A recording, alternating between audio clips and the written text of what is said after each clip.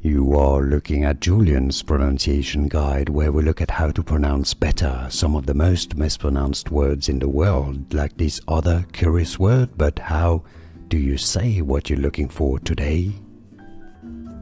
We are looking at how to pronounce this name. We'll be looking at how to say more confusing names as well, including from Turkish and Turkey. This is a popular female given name from Turkish. Bahar. Bahar is how it is said. Bahar. In English, you could say it as Bahar. It's easy, and now you know. More videos for you here to learn more. See you there. Thanks for watching. Here are more videos on how to pronounce more confusing words and names too many mispronounced. Like this video if you found it useful. I appreciate your support. I'll see you soon, and thanks for watching.